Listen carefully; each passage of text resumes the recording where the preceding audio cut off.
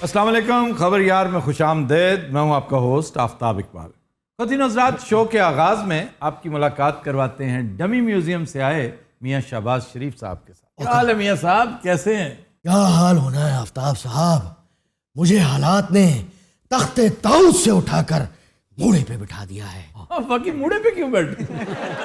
वो शुक्र करें जो हालात चल रहे हैं, मूड़ा भी अवेलेबल हो गया है। मूड़ा इन्हों इस तो दिता भी ਤੁਹਾਨੂੰ पता इन्होंने लक च प्रॉब्लम है। अच्छा, इतो जरा कंफर्टेबल होंदी ਤੁਹਾਨੂੰ पता सीट टैप। मैं रोज इन्होंने घुट के सोना, यकीन करो। क्यों जी, ये ठीक कह रहे हैं तुम? गलत बात कर रहे हैं, बकवास कर रहे हैं ये लोग। इसका क्या मतलब है? आप खुद मुझे बताइए, इनमें से कौन है ऑर्थोपेडिक सर्जन जो ये बताए कि मूड़ा जो है वो लक के दर्द के लिए बेहतर होता है? आप अच्छा मियाँ साहब, वैसे कमर का दर्द इस वक्त है कैसा? आपके सामने है, एक्टिव, बिल्कुल A1। और ये इन्ना के वन ने जी। नहीं, ये मूड़े की वजह से, ये मूड़े की वजह से, अदरवाइज मैं बिल्कुल ठीक हूँ। अच्छा मियाँ साहब, आप सलूट खूब मारते हैं, वैसे कमाल है। मतलब आप में और बड़े मियाँ साहब में जौहरी फर्क ये है। वैसे तो वो भी बहुत मारा करते थे, लेकिन वो रिविजनिस्ट हैं, वो दूसरी तरफ निकल गए। आप अपनी रविश पे कायम हैं। लेकिन सर मेरा एक सवाल है कि अच्छा सलूट मारने के बाद भी इनको इतनी मुश्किलात का सामना क्यों करना पड़ रहा है? इसलिए कि इनके पल्ले कुछ नहीं है। समझने की कोशिश करें, ये तो एक एक कदम पर कंप्रोमाइज के लिए तैयार बैठे होते हैं।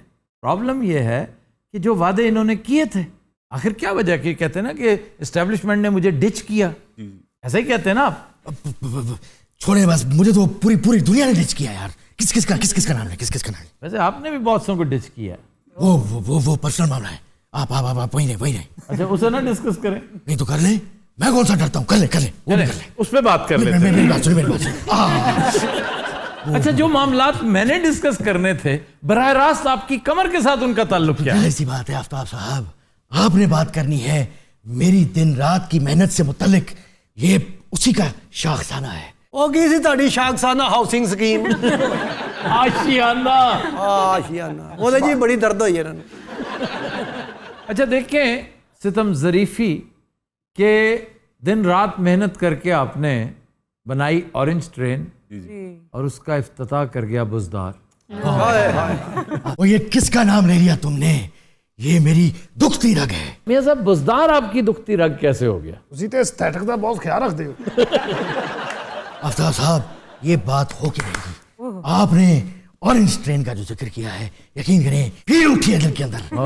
आफ्ताब साहब, इस ऑरेंज ट्रेन के पहियों में मेरे पसीने की खुशबू है। इस ऑरेंज ट्रेन के दरवाजों पे मेरे पसीने की खुशबू है। इस ऑरेंज ट्रेन के बाथरूमों में मेरे पसीने। मियाँ साहब, आप क्या कर रहे हैं? ये कौन प्रॉम्प्ट कर रहे हैं आपको? पता नहीं ये कौन प्रॉम्प्ट कर रहा है, पता नहीं हमारी पार्टी को कौन प्रॉम्प्ट कर रहा है। कोई तागुती कुव्वत है। कौन सी तागुती कुव्वत है? अब देखे ना, ये कोई बात थी भला, ये जो अयाज सादिक ने की है। पूरी दुनिया को पता है कि अयाज सादिक को प्रॉम्प्ट आपके बड़े भाई साहब ने किया। जी तो इस हिसाब से तागुती कुव्वत आपके मियाँ साहब हुए। क्या बात कर रहे हैं आफ्ताब साहब, क्या बात कर रहे हैं?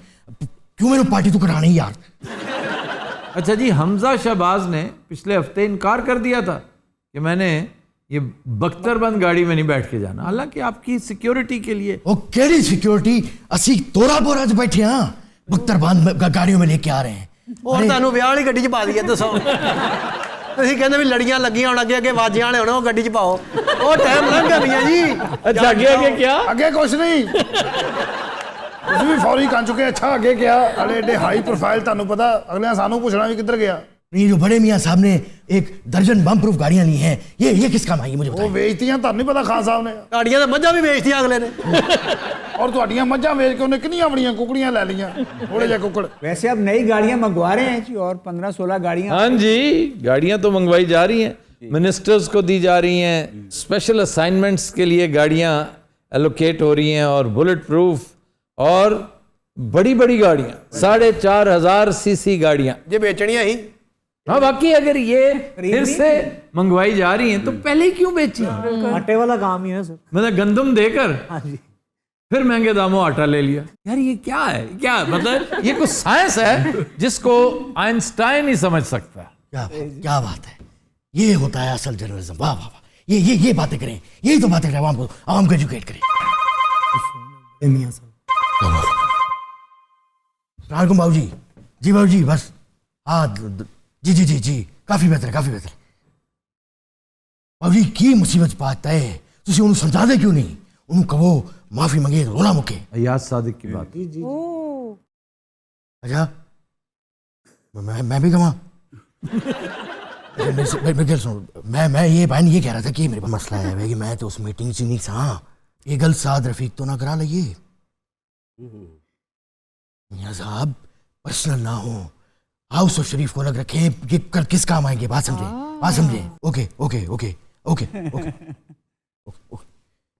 हाँ जी कंटिन्यू करें। अच्छा, आपको फोन की फैसिलिटी है वैसे? मेरी गल सुनो, ये देते ध्यान नहीं पाਉਣਾ, समझे बात तो ਧਿਆਨ ਨਹੀਂ ਪਾਉਣਾ ਕਹਿੰਦੇ। ਮੈਂ ਤੇ ਯਾਨ ਅਲੀ ਦੇ ਨਾਲ ਡਿਊਟੀ ਕੀਤੀ ਏ। ਆਹਾ, ਮੈਂ ਵੀ ਉਦੋਂ ਇਹੀ ਕਹਿੰਦਾ ਹੁੰਦਾ ਸੀ ਆਹਾ वो तो मैं भी वही क्या सी ਕੀ आहा ਮੈਂ ਉਹਨਾਂ ਦੇ ਬੜੇ ਅੱਗੇ ਪਿੱਛੇ ਹੁੰਦਾ ਸੀ। ਮੈਡਮ ਜੀ ਉਹਨੇ ਕਿਹਾ ਸਾਈਂ ਨੂੰ ਸਦਰ ਲੱਗ ਲੈਣ ਦੇ, ਤੈਨੂੰ ਆਈ ਜੀ ਸਿੰਧ ਲਵਾ ਦੇਣਾ।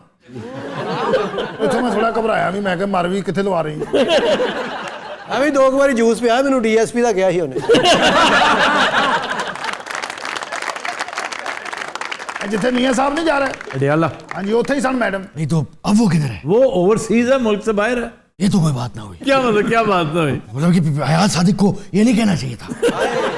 देखिया जी पैंतरा कैसा बदलते हैं। भाई वाह वाह वाह, पैंतरा बदलना को मियां साहब आपसे सीखे। बिल्कुल। अच्छा मियां साहब, पिछले दिनों अदालत के बाहर मरियम नवाज के साथ इजहार यकजहती किया आपने, तो इससे क्या फर्क पड़ा?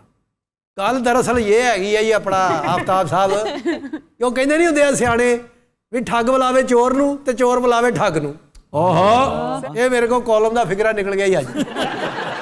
वैसे ये बात आपने फजूल की है, आपको मियां साहब के सामने ये नहीं कहना चाहिए था। वो कोई फिक्रा निकल भी जान दिया कर, क्यों ध्यान पवाना है। मुझे मुनासिब नहीं लगा कि ये आपको पता नहीं क्या कह रहा है, चोर भी लावे ठग नू, ठग भी लावे चोर नू। सर वैसे इसका मतलब क्या है, चोर विलावे ठगनू? विलावे, विलाना होता है बहलाना, वो बे और वाव वाली, ओके। वो ना वीरे और बीरे, और बीरे। बिलाना विलाना, चोर बहलाए ठग को जी। और ठग बहलाए चोर को, यानी दोनों ऊपर से, यहाँ से नीचे, दिल से कुछ भी नहीं, क्योंकि इनमें बड़ी जबरदस्त राइवलरी है। और मरियम का पार्टी में राइवल अगर कोई है तो मियां साहब है, बिल्कुल। वरना मरियम तो इस वक्त बिला शिरकत गैर लीडर होती। आफ्ताब साहब आप बताएं, आपके ख्याल में इस वक्त पार्टी को किसकी जरूरत है, मेरी या फिर मरियम की? मेरा ख्याल है पार्टी को रेस्ट की जरूरत है। बाकी पार्टी रेस्ट करे थोड़ी देर, वो 5, 7 साल 10 साल इंतजार करें, फिर अपनी बारी अगर आई तो। वैसे हमारे यहाँ बारियां लगी होती हैं, लेकिन बज़ाहिर ये लगता है कि इनकी बारी अब शायद ना आ सके। एक चीज़ होती है ना, टाइम की बात है, तो इनकी या दोनों की। जो एल्डर्स हैं, असल वोट तो मैं हमेशा कहता हूँ नवाज शरीफ का, जितना भी है, जितने जोगा है, जितना रह गया है, वो है नवाज शरीफ का, इनका नहीं है।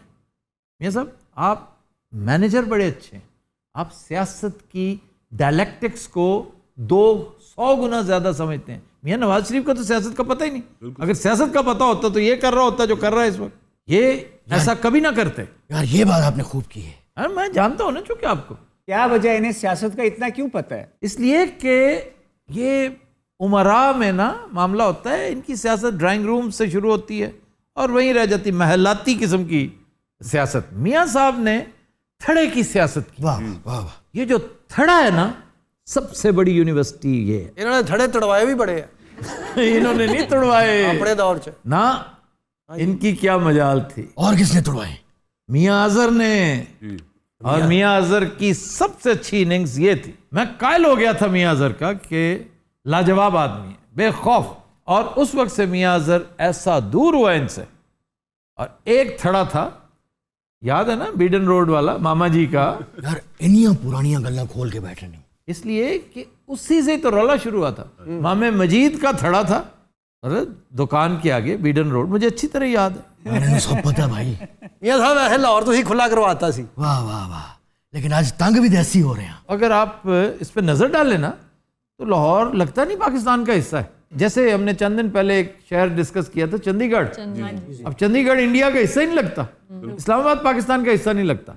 वो तो खैर उसकी एक वजह है कि एक तो ब्रांड न्यू शहर था, फिर अल्लाह ने उसको हुस्न बढ़ा देता, कुदरती हुस्न इतना अता कर रखा था। लेकिन लाहौर एक पुराना शहर था, उसको इन्होंने ऐसा नया किया, ऐसी ऐसी चीज़ें बना डाली, इतना सारा पैसा इसके ऊपर लगा दिया कि जिसके हम मुतहम्मिल ही नहीं हो सकते थे। अब वो पैसा अगर आप इक्विटेबली तकसीम करते, मसावात के उसूल के तहत, तो राजनपुर में भी आपकी डेवलपमेंट नजर आती। यार एक बात बताओ, राजनपुर किसी ने क्या लेने जाना है? लाहौर लाहौर है भाई। अच्छा, राजनपुर क्या लेने जाना है? ਆ ਸਹੀ ਗੱਲ ਹੈ, ਉੱਥੇ ਜਾਂ ਪੇੜੇ ਨੇ ਤੇ ਜਾਂ ਬੱਕਰੇ ਨੇ। ਰਾਜਨਪੁਰ ਕੇ ਪੇੜੇ राजनपुर के पेड़े नहीं है, दाजल के पेड़े। ਤੇ ਬੱਕਰੇ ਉੱਥੇ ਦੇ ਹੈ ਕਿ ਨਹੀਂ? वह चिट्टे बकरे उथों दे जी, चिट्टे। बहुत ज़रूरत है डेवलपमेंट की राजनपुर को। राजनपुर दूर उफ्तादा और पसमानदा इलाका है। तो सर हो सकता है इनको पता ही ना हो कि वो पंजाब में फॉल करता है। जी जी जी, वो खुद कह रहे हैं कि वो कौन जाता है वहाँ पे। जैसे ज़ियाउल हक ने नहीं कह दिया था कि सियाचिन की क्या ज़रूरत है, मैं सियाचिन तो घास भी नहीं उगती। अब ये बात कभी कोई स्टेट्समैन नहीं कर सकता। आपको क्या पता, आप फौजी होके भी नहीं जानते कि स्ट्रेटेजिक इम्प्लीकेशंस क्या होती हैं। और बेनज़ीर ने देखिए क्या किया, प्राइम मिनिस्टर बनने के बाद वो दौरे पे गई सियाचिन और वहाँ से गुलाब की शाखें लेकर आई। कहती देखें ये मैं वहाँ से लेकर आई हूँ, और कहते यहाँ पे घास भी नहीं उगती। कैसा सिंबॉलिक ऑनस्लॉट था। अच्छा जी, आप कहते हैं कि शहजाद अकबर भेस बदल बदल के आता है। आफ्ताब साहब, जैसी करनी वैसी भरनी। इसका क्या मतलब? मैंने कहा था मियां साहब एहतसाब रहमान को कंट्रोल करें। लो फिर उस तो दो गुना तगड़ा एहतसाब रहमान साढ़े सिर ते आके बह गए। 2 गुना नहीं, मैं समझता हूँ 10 गुना। ਬੜਾ ਉਹਦਾ ਪੱਕਾ ਮੂੰਹ ਅੱਲਾ ਦੀ ਸੌਂ ਸ਼ਹਿਜ਼ਾਦ ਅਕਬਰ ਦਾ।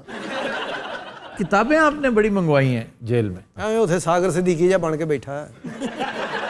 अच्छा, फयाजुल हसन चौहान आपके बारे में नित नई बातें करता रहता है। वो नहीं करेगा।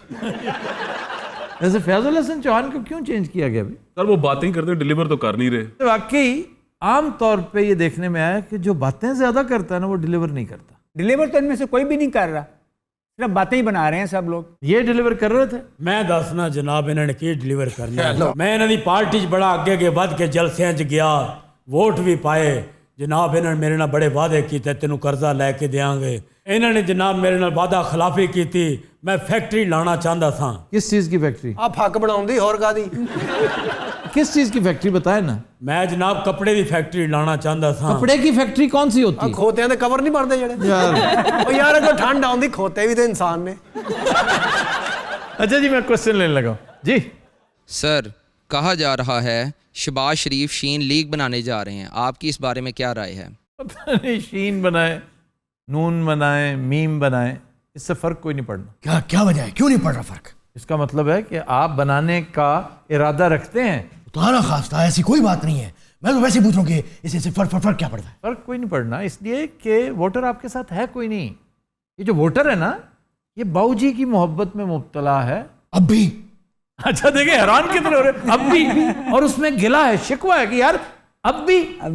तो भैया इस तरह के इश्क जो होते हैं ना, ये जो पागलपने वाले, ये इंसेस्ट्रल होते हैं।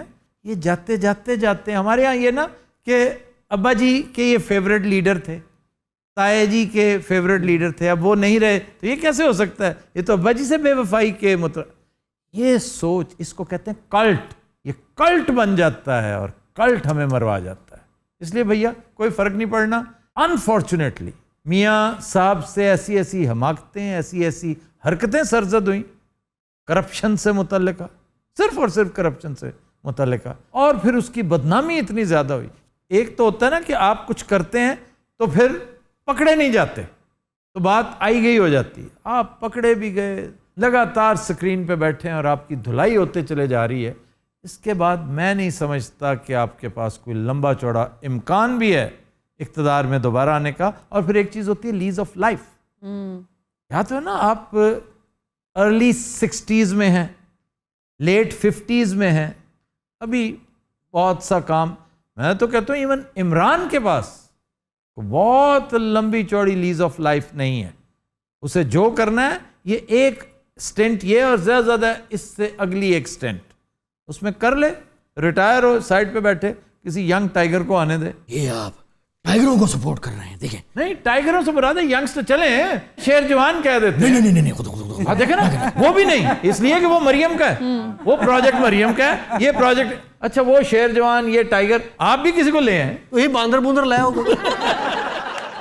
अच्छा जी, पीडीएम का फ्यूचर क्या है? पीडीएम का फ्यूचर, सच्ची बात अगर आपको बताऊं तो मुझे कुछ समझ नहीं आ रही। अच्छा, मियां साहब कुछ कह रहे हैं, हम कुछ कह रहे हैं, मौलवी साहब कुछ कह रहे हैं, पीपल पार्टी कुछ कह रही है। यानी मौलवी साहब, आप पीपल्स पार्टी ये एक पेज पर है ही नहीं, ये सिर्फ एक पेज पे ही इकट्ठे हैं। वो कौन सा पेज है? वो है अखबारों का फ्रंट पेज। हाय हाय हाय, कॉलम का फिक्रा देता है। वाह वाह, मियां साहब आपको कॉलम लिखना चाहिए वैसे। इन्नियां किताबां मंगा रही हैं, 2 दस्ते भी मंगवाओ ना, इतने कॉलम लिख तो मियां साहब आप अपनी यादाश्त तो लिखनी शुरू करें, क्योंकि बड़े लीडर्स आमतौर पे जिंदगी के आखिरी मराहिल जेल में तय करते हैं और वहां से फिर खुद नविश्त लिखते हैं।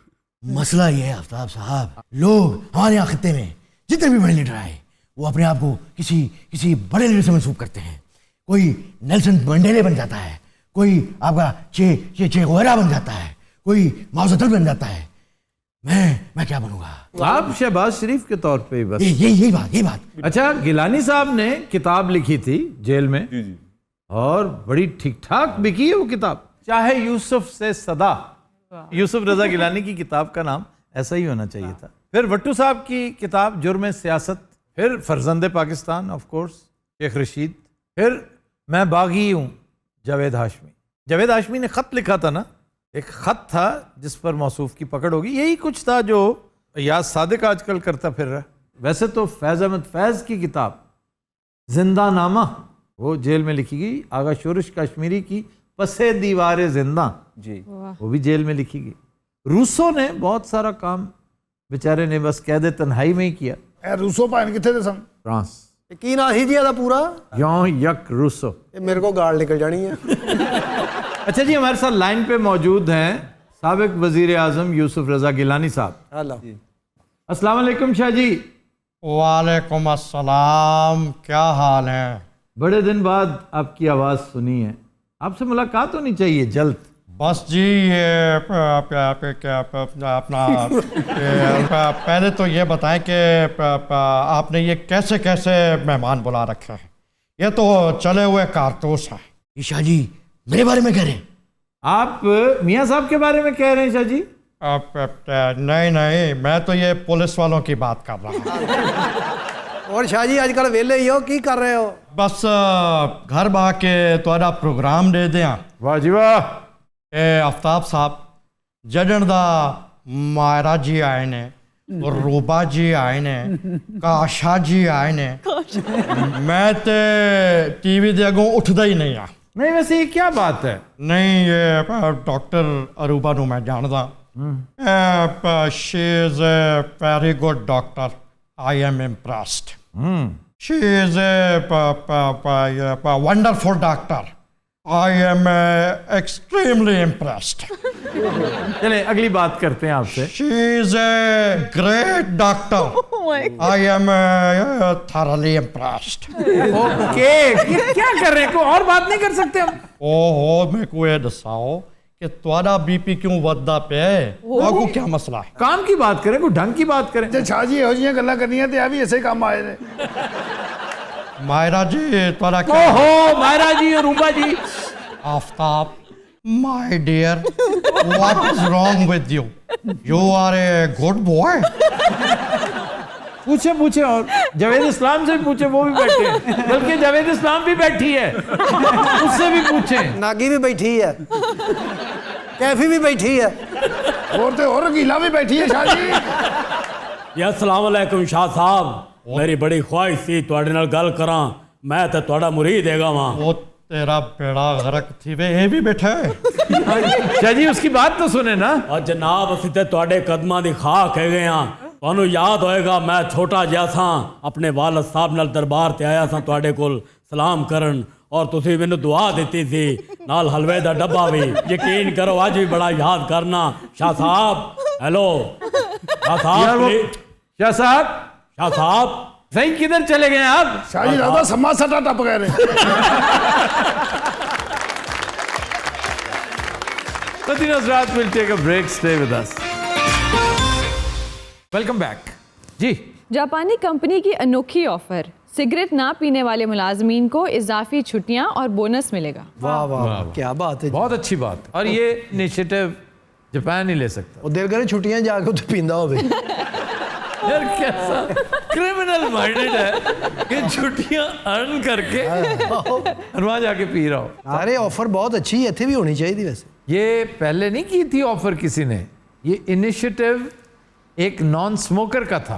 अपने सीईओ को खत लिखा, उसने कहा कि मैं कीनली ऑब्जर्व करता हूं कि स्मोकर्स दिन में 45 से 60 मिनट डेली ज़ाया करते हैं, बाहर निकल के सिगरेट पीते हैं। तो हमारा क्या कसूर है? हमें अगर इतनी ब्रेक मिल जाए एक ही दफ़ा आधे घंटे की, हम तो बहुत एंजॉय करें। लेकिन चूंकि हम स्मोकर नहीं है तो हम महरूमीन में से हैं।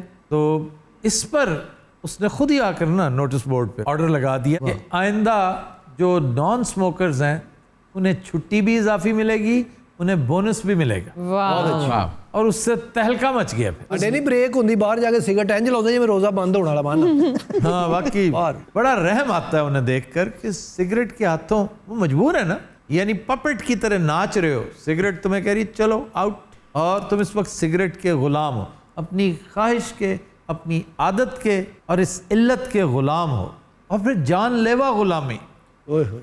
आपने कभी गौर किया है कि लंग्स का हशर क्या होता है? सर अब तो फेसबुक इंटरनेट पे बहुत सारी ऐसी वीडियोस पड़ी हैं और गवर्नमेंट्स भी जो है वो इनिशिएटिव ले रही हैं और गवर्नमेंट लेवल पे कि ऑल्टरनेटिव थेरेपी की तरफ लोग जाएं, क्योंकि इसके नुकसानात बहुत ज़्यादा हैं। Government of UK alternative therapy पे बहुत ज़्यादा काम कर रही है। उनका ये अहद है कि 2030 तक यूके को स्मोक फ्री। हाँ जी, इसमें कोई शक नहीं है, बहुत बड़ा इनिशिएटिव है। देखें जी, मैंने 2 लोग देखे हैं जो स्मोकिंग के मामले में ना कंसिस्टेंट, फिलहाल कम से कम दूसरे साहब कंसिस्टेंट हैं। पहला मैं हूं, मैंने स्मोकिंग छोड़ी थी और मैंने कोई अल्टरनेटिव उसका अडॉप्ट नहीं किया, कतन नहीं। लेकिन दूसरा बंदा है गबोल, इसे मैंने देखा है कि ये अल्टरनेटिव के चक्कर में पड़ के सिगरेट से दूर हो गया, लेकिन दूसरी चीजों के फजाइल खूब बयान करता है। हाँ जी डब्बियां बेचता भी हमें लगता कि वो जो छोटी सी वैलो, मुझे वैलो इसलिए याद रह जाती है कि YouTube पर हमारे शोज को स्पॉन्सर करते हैं। तो मैंने इनसे पूछा कि वेप वो ज़्यादा इफेक्टिव है या ये जो आप गम खाते हैं?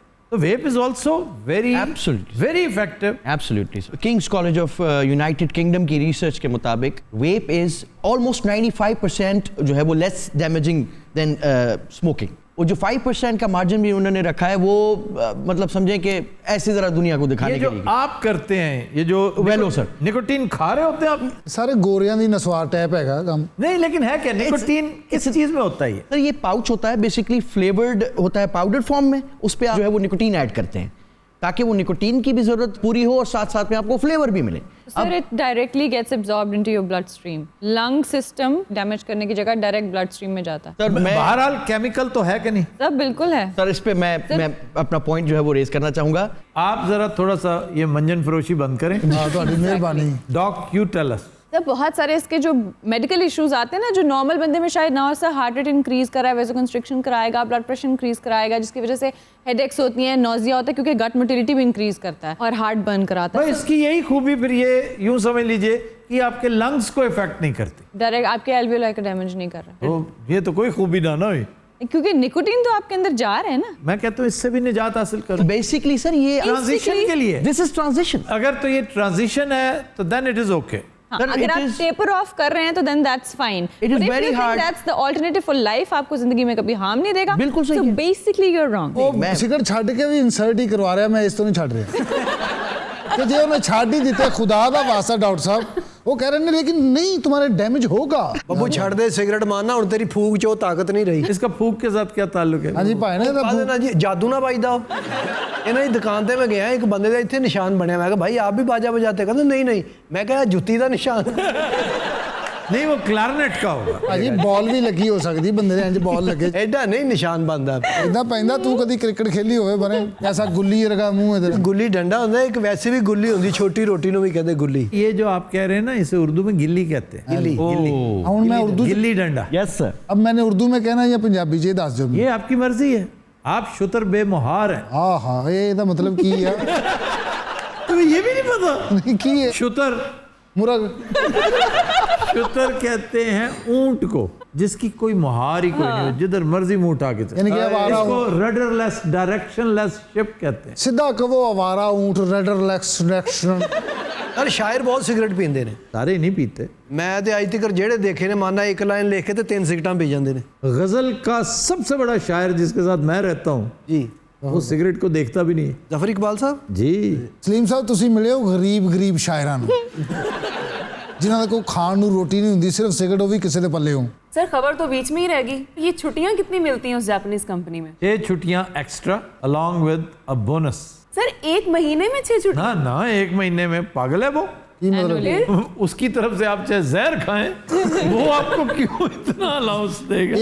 ये एनुअल है कि मैं साल बाद ਇਹਦੇ ਵੱਲੋਂ ਬੰਦਾ ਨਾ ਹੀ ਛੱਡੇ ਸਿਗਰਟ। मेरा चाचा और मुल्तान जाना, मैं डाइवर्ट टिकट ਲਈ ਕਹਿੰਦਾ ਇਹਦੇ ਚ ਮੈਂ ਨਹੀਂ ਬਹਿਣਾ। ਮੈਂ ਕਿਹਾ ਕਿਉਂ? ਕਹਿੰਦਾ ਇੱਥੇ सिगरेट नहीं पीने देंगे। सिगरेट नहीं पीने देते। जहाज़ों में भी वो जगह मखसूस होती है, अब तो खैर बिल्कुल ही बैन। पहले बिल्कुल वो स्मोकिंग नॉन स्मोकिंग इलाके ही डिफरेंट होते थे, अब बिल्कुल स्मोक फ्री फ्लाइट। एयरपोर्ट ਤੇ ਬਣੇ ਹੁੰਦੇ ਸਮੋਕਿੰਗ ਰੂਮ, जी जी, ਉਹ ਦੇਖਣ ਵਾਲੇ ਹੁੰਦੇ। ਤੋਬਾ ਤੋਬਾ। ਉੱਥੇ ਬੰਦਾ ਇੱਕ ਸਿਗਰਟ ਪੀਣ ਜਾਂਦਾ, 12 ਸਿਗਰਟ ਪੀ ਕੇ ਆਉਂਦਾ। कल मेरे पास एक साहब आए, हमारे दोस्त, तो अंग्रेज़ हैं। मैंने उनके एहतराम में कह दिया कि चलें आप पी लें एक सिगरेट। पीने के बाद थोड़ी देर बाद उसने फिर सिगरेट उठा ली। उसने कहा मेरी तरफ मत देखो, मैं चेन स्मोकर हूँ। उसने वहाँ से उठाया, मैं कि चलो बाहर जाके बहुत अच्छा। ऐसे ही मैं खाऊँ तुम्हें। कहता नहीं, मैं जब बच्चों को देख लूँ या ख़वातीन हो तो वहाँ पर मैं सवाल ही पता नहीं होता। कोई भी और, बच्चे हो, ख़वातीन, क्या कोई भी और, चाहे बंदा भी हो घर में, अगर कोई है तो आप नहीं पी सकते। मैंने आपको इजाज़त सिर्फ ऐसे ही मुरव्वतन दे दी थी 1 सिगरेट की। अब आप तो फिर रात हम सारी बैठे रहे बाहर फायर प्लेस पे, और मेरा ख्याल है 2-1 डब्बियाँ मौसूम फूंक गए थे। ਘਰ ਕੰਮ ਕਰਨ ਵਾਲੀ ਹੈ ਨਾ, ਉਹ ਬੱਚਿਆਂ ਦੇ ਸਾਹਮਣੇ ਸਿਗਰਟ ਲਾ ਲੈਂਦੀ। ਉਹ ਹੈਗੀ ਇੱਥੇ ਜਬੋਕੇ ਦੀ ਸਾਈਡ ਦੀ। ਮੈਂ ਉਹਨੂੰ ਕਿਹਾ, ਮੈਂ ਕਿਹਾ ਛੱਤ ਤੇ ਜਾ ਕੇ ਪੀ ਲਿਆ ਕਰ ਜਾਂ ਬਾਹਰ ਜਾ ਕੇ। नहीं, तुम इस कदर सबमिसिव अंदाज में क्यों कहते हो? तुम उसे ऑर्डर करो ਕਿ ਸੋਟੀ ਫੜ ਲਵਾਂ, ਅਗਲੀ ਥਾਣੇ ਰਿਪੋर्ट ਕਰ ਦਵੇ ਜਾ। ਇਹਦਾ ਕੀ ਪਤਾ ਇਹਨੇ ਆਪਣੀ ਮਾਸੀ ਨੂੰ ਰੱਖਿਆ, ਕਿਉਂਕਿ ਗਰੀਬ ਹੀ ਏਡੇ ਨੇ। ਤੁਹਾਨੂੰ ਤਾਂ ਪਤਾ ਹੀ ਹੈ ਕੀ ਨਿਜ਼ਾਮ ਹੈ। ਇਹਨਾਂ ਦੀ ਟੋਟਲ ਜਾਇਦਾਦ 12 ਕੱਪ, 2 ਚੈਨਕਾਂ, ਇੱਕ ਸਟੋਪ, ਔਰ ਯਕੀਨ ਕਰੋ ਇਹਦੇ ਅੱਗੇ ਕੋਈ ਇੱਕ ਐਕਸਟਰਾ ਸਟੋਪ ਹੁੰਦਾ ਸੀ। ਉਹਦਾ ਨਾਂ ਸੀ ਪੂਰੀ ਬਰਾਦਰੀ ਕਿ ਇਹਦੇ ਕੋਲ 2 ਸਟੋਪ ਨੇ। स्टोव नहीं क्या होता होता, है? स्टोव। ਸਟੋਪ 2 ਹੁੰਦੇ ਸੀ ਇਹਦੇ ਅੱਗੇ ਕੋਲ। ਔਰ ਯਕੀਨ ਕਰੋ ਮਿੱਟੀ ਦਾ ਤੇਲ ਐਕਸਟਰਾ ਇਹਦੇ ਅੱਗੇ ਕੋਲ ਹੀ ਹੁੰਦਾ ਸੀ ਪੂਰੀ ਬਰਾਦਰੀ 'ਚ। ਬੜਾ ਨਾਂ ਸੀ ਇਹਨਾਂ ਦਾ। ਚੀਨੀ ਇਹਨਾਂ ਦੇ ਘਰ 5 ਕਿਲੋ ਹਮੇਸ਼ਾ ਪਈ ਹੁੰਦੀ ਸੀ ਕੰਮ ਤੇ ਲਿਜਾਣ ਲਈ। वो भी कम की। ਤੁਹਾਡੀ ਵਰਦੀ ਲਗਾ ਦੀ ਨਾ, ਤੁਸੀਂ ਕੰਮ ਤੋਂ ਬਹਿ ਜਾਂਦੇ। ਇਹ ਨਾ ਕੀ ਕੀ ਹੈ ਕੀ ਆਣਾ ਹੈ ਤੈਨੂੰ ਉਲੱਥਾ ਮਾਰ ਥਾਂ ਆ ਕੇ ਮੈਂ ਇਹੋ ਜਿਹੇ ਬਾਬੇ ਨਹਿਰ ਦੇ ਇਸ ਕਿਨਾਰੇ ਜਾਂਦੇ ਹੋ ਨਾ, ਤੇ ਪਰਲੇ ਕਿਨਾਰੇ ਦੇ ਮੁੰਡੇ ਗਾਲਾਂ ਕੱਢ ਰਹੇ ਹੁੰਦੇ। ਇਹੋ ਜਿਹੇ ਇਧਰੋਂ ਵੱਟੇ ਮਾਰ ਰਹੇ ਹੁੰਦੇ। ਤੇਰੀ ਸਾਰੇ ਵੱਡੇ ਨਹਿਰ 'ਚ ਡਿੱਗ ਰਹੇ ਹੁੰਦੇ। ਔਰ ਬਾਬਾ ਇੰਨਾ ਗੁੱਸੇ 'ਚ ਆਉਂਦਾ, ਆਪ ਹੀ ਨਹਿਰ 'ਚ ਡਿੱਗ ਪੈਂਦਾ। ਉਹ ਬਾਅਦ 'ਚ ਉਹਨਾਂ ਹੀ ਮੁੰਡਿਆਂ ਨੂੰ ਕਹਿ ਰਿਹਾ ਹੁੰਦਾ ਬਚਾਓ।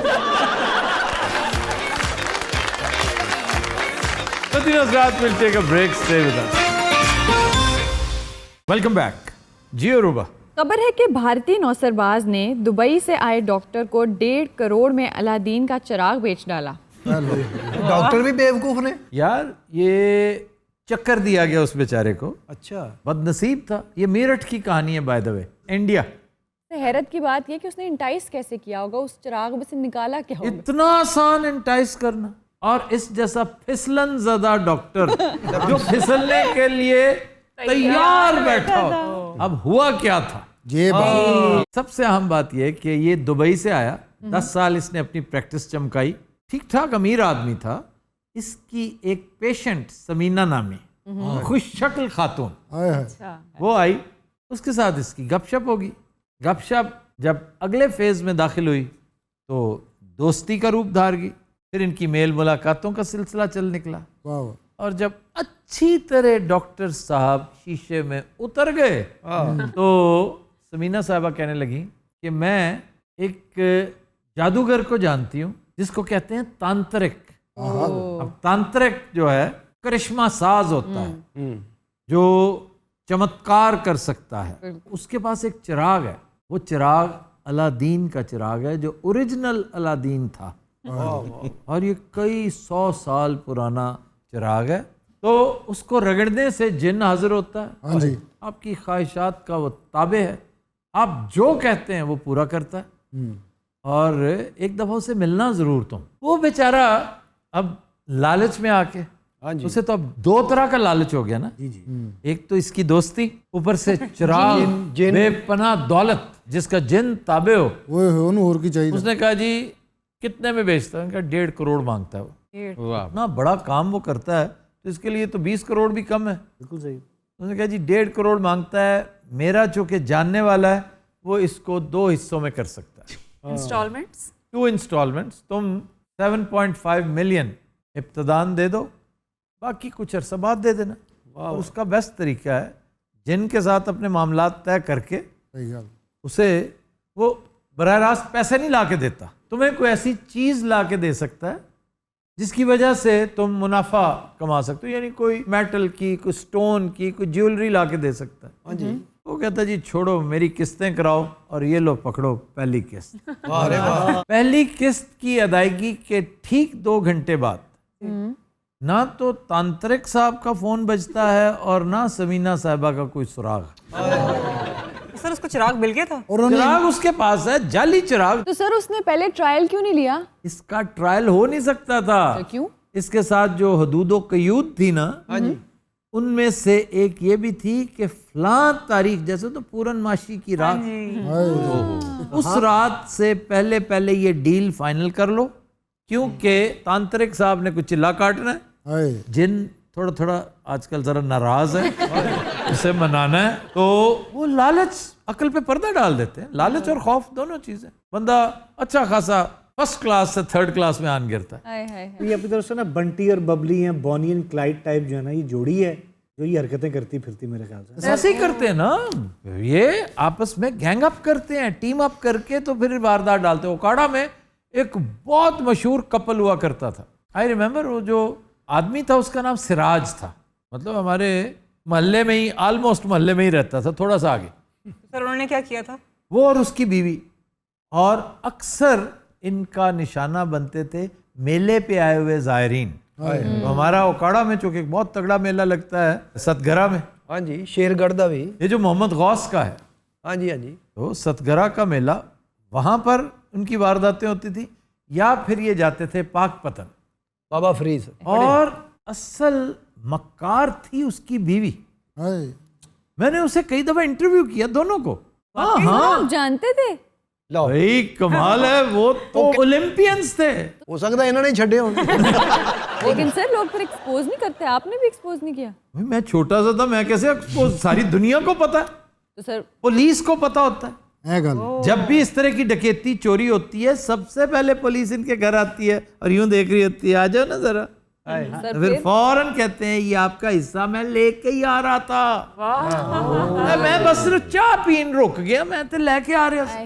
पुलिस वाला जाके कहता है, जैसे उसका फिक्रा है गॉडफादर का, पुलिस वाला जाके कहता है कि I also want to wet my beak. Police वाले का प्यो भी नहीं कह सकता। नहीं, ये लाइन है ना गॉडफादर की। लेकिन एक बात है कि मैंने अपनी आंखों से उसका अंजाम भी देखा है उस बेचारी का। तो क्या था? वो एस्थमेटिक होगी बेचारी, हर जगह और खस्ता परेशान। और मैं ही नहीं, पूरा इलाका ये समझता था कि ये कारमा है। तो बिल्कुल, ये अब इसके सामने आ रहा है जो कुछ ये सारी उम्र करती थी। तो इस दुनिया में ही नहीं, आखिरत में भी। वो तो फिर एक चैप्टर ही नया खुल जाएगा ना। वो जो ही पहुंचेगी ऊपर, अभी इधर से कफसे अंसरी से रूह ने परवाज शुरू करनी है, वाह वाह, और उधर से आवाजें आनी शुरू हो जानी। कफरे अंसरी से रूह ने परवाज अच्छा, कुछ मैं इसको तंग करने के लिए कफसे अंसरी, ਇਹ ਆਮ ਜੀ ਗੱਲ ਹੈ ਵੀ ਉੱਤੇ ਜਾਣਗੇ ਤੇ ਬਹੁਤ ਲਿੱਤਰ ਪੈਣਗੇ। ਇਹਦੇ ਵਿੱਚ ਤੁਸੀਂ ਐਵੇਂ ਕਫਸੇ ਅੰਸਰੀ ਸੇ रूह परवाज़ां बना गो। अच्छा जी, एक बंदा था विक्टर लस्टिंग। अच्छा जी, नाम देखो उसका, लस्टिंग। लस्टिंग 1925 में इसने बड़ा अजीबोगरीब काम किया। क्या? इसने आईफिल टावर बेच दिया। सरकारी मुलाजिम बन के ना, बल्दिया का, कि यार हम तंग आ गए इसकी लुक आफ्टर कर करके, ये हमसे होता नहीं है, मैनेज नहीं होता। इसकी वर्थ बिलियंस में है, लेकिन हम बहुत सस्ता बेचना चाहते हैं, जिम्मेदारी आपकी होगी, सफाई वफाई आप करवाएंगे, इसके सारा किराया शराया ये जो कुछ भी है, हाँ जी, वो आपका। वाह वाह, $70,000। और सर ये खरीदने वाले कौन से बिट्टू भाई थे? एक कोई बिट्टू भाई हर दौर में, हर माशरे में, हर गली की नुक्कड़ पे आपको मिल जाएगा। ये तो खैर उसने एक वारदात की ना। इंडिया में एक कैरेक्टर था नटवर लाल, बड़ा मशहूर, जिसमें फिल्म भी बनी, मिस्टर नटवर लाल। तो ये नटवर लाल ने कम से कम 2 मरतबा ताजमहल बेचा हुआ है, और तो और इसने राष्ट्रपति भवन बेच दिया, यानी जो प्रेसिडेंसी है वहां की, सदर का घर, सदर का घर बेच दिया। सर खरीदने वाले केड़े जाहल, उन्होंने पता नहीं कि ये विकदी नहीं जी। नहीं, लालच, जिससे हमने गुफ्तगू का आगाज किया था ना, कि 2 चीजें हैं जो आपके बेहतरीन 0 मीटर दिमाग पर भी, दिल पर भी पर्दा डाल देती हैं, या लालच या खौफ। उन्होंने कहा ठीक ही कह रहा होगा कि प्रेसिडेंट हाउस जो है हम नया बना रहे हैं, ये पुराना जो है ना, यहाँ पर वो कॉलोनी काटने बैठ गए होंगे 3-4, यहाँ तो हम कॉलोनी काटेंगे। ਇਹੋ ਜਿਹੇ ਨੇ ਜਾਲੀ ਜਿਹਾ ਨਕਸ਼ਾ ਵੀ ਬਣਾਇਆ ਹੁੰਦਾ ਹੈ। हाँ, नक्शा भी सारा कुछ। ਬਲਕਿ ਸਦਰ ਸੁੱਤਾ ਪਿਆ, ਉਹਨੂੰ ਜਾ ਕੇ ਕਹਿੰਦੇ ਭਾਜੀ ਉਠੋ ਮਕਾਨ ਵੇਖ ਗਿਆ ਸਦਰ ਆਪਣੇ ਭਾਂਡੇ ਭੁੰਡੇ ਚੁੱਕਣ ਲੱਗ ਪਿਆ ਵਿਚਾਰਾ। तो सर वो पकड़ा गया? वो जब भी पुलिस आती थी पकड़ा जाता था वो, लेकिन चकमा दे के पुलिस से निकल जाता। जी रंगीला साहब, आप क्या कह रहे हैं? जनाब वाली मैं गल करना चाहना। हाँ जी। मेरा वलायत का वीज़ा नहीं सी लग रहा। मैनू एक बंदे ने कहा बाबा साहब जाओ, रात नू एक बंदा आएगा, तुसी उत्थे लाइन में खलोना, तुहानू पहला धक्का पवे तो समझ लेना तुहाडा वीज़ा लग जाएगा। भाई वाह वाह, ਇਹ 4 ਘੰਟੇ ਖਲੋਤਾ ਰਿਹਾ, ਇਹਨੂੰ ਕੋਈ ਧੱਕਾ ਨਹੀਂ ਲੱਗਾ। ਅਖੀਰ ਤੇ ਜਾ ਕੇ ਉੱਥੇ ਮੁਜਾਵਰਾਂ ਨੂੰ ਕਹਿੰਦਾ ਭਾਈ ਜਾਨ ਇੱਥੇ ਧੱਕੇ ਦਾ ਬੰਦੋਬਸਤ ਨਹੀਂ ਹੋ ਸਕਦਾ। ਉਹ ਗੁੱਸਾ ਕਰ ਗਿਆ, ਉਹਨੇ ਕਿਹਾ ਮਜ਼ਾਕ ਕਰ ਰਿਹਾ। ਉਹਨੇ ਫਿਰ ਪਾ ਲੰਮਿਆ ਲਿਆ, ਉਹ ਵੀਜ਼ੇ ਲਾਏ ਨੇ। ਅਖੀਰ ਇਹ ਕਹਿੰਦਾ ਰਿਹਾ ਪੂਰੀ ਦੁਨੀਆ ਦਾ ਲੱਗ ਗਿਆ, ਛੱਡ ਦਿਓ। ਕਹਿੰਦੇ ਨਹੀਂ ਬੇਟਾ ਹਜੇ। यार उसकी बात तो सुनने दो जी। मैं जनाब उत्थे 7 जुमेरातां जांदा रहा। ਹਾਲਾਂਕਿ ਰਸ਼ ਵੀ ਹੁੰਦਾ ਸੀ, ਲੋਕੀ ਇਹ ਤੋਂ ਪਰੇ ਪਰੇ ਹੋ ਕੇ ਲੰਘਦੇ ਸੀ। ਉਹ ਲੋਕੀ ਡਰਦੇ ਵੀ ਇਹ ਦਲੱਤੀ ਨਾ ਮਾਰਦੇ ਸਨ। ਇਹਨੂੰ ਪਹਿਲੇ 3 ਜੁਮੇਰਾਤਾਂ ਸਮਝ ਨਹੀਂ ਆਈ ਵੀ ਰੌਲਾ ਕੀ ਹੈ। ਇਹ ਜਾਵੇ ਰਸ਼ ਦੇ ਵਿੱਚ ਲੋਕੀ ਪਰੇ ਪਰੇ ਹੋ ਜਾਂਦੇ। ਬਦ ਨਸੀਬ ਹੈ, ਇਹ ਤਾਂ ਲੰਗਰ ਵਾਲੀ ਲਾਈਨ 'ਚ ਲੱਗਾ, ਜਦੋਂ ਇਹਦੀ ਵਾਰੀ ਆਉਂਦੀ ਨਾ ਕਹਿੰਦੇ ਮੁੱਕ ਗਿਆ। मैं जनाब 7 जुमेरातां तो बाद उस बंदे नू कहा, मैं कहा यार मैं 7 जुमेरातां गया, मैनू किसी बंदे ने धक्का नहीं मारिया। वो कहंदा इस जुमेरात फिर जाई ते बरकत पै जाएगी। मैं जनाब इथों लाहौरों टुरिया वां ते जदों पहुंचिया जनाब दीपालपुर कोल, उत्थे बस खराब हो गई। बस नू खराब होया जनाब काफ़ी देर हो गई, रात का पिछला पैर शुरू हो गया। मैनू उस बंदे ने कहा सी कि तज्जत तो पहले पहले उत्थे पहुंची। इन्नी देर च एक मोटरसाइकिल वाला आया, मैं उनकी मिन्नत की, मैं कहा यार मैनू उत्थे पहुँचा दे। मोटरसाइकिल वाला बड़ा रहम दिल सी, उन्हें मैनू पिछे बाया तो टुर पिया जनाब। मैं जनाब सीधा बाबा साहब पहुँचया वां। उस तो बाद मैं वजू किया, मैं भज के पौड़ियाँ चढ़िया तो अगे मैं वेख्या अजान शुरू हो चुकी सी। जब मैं उत्थे पहुँचया तो बंदा खलोता सी धक्का मारन वाला, उन्हें कहा तू लेट हो गए हैं। और उन्हें धक्का नहीं, इन्हू लपड़ मार रहा। अगर तेरा खाना खराब, मैं तेरे प्यो का नौकर सवेर का खड़ा, धक्का खाने वाला आ रहा, तू आ ही नहीं रहा, कितने सी तू? वो कहता तेरी खातिर मैं सवेर तक धक्के खा रहा। तो जी नज़रात, आज के शो का वक्त खत्म हुआ। आपसे मुलाकात होगी इंशाअल्लाह कल। इजाज़त दीजिए, अल्लाह हाफ़िज़।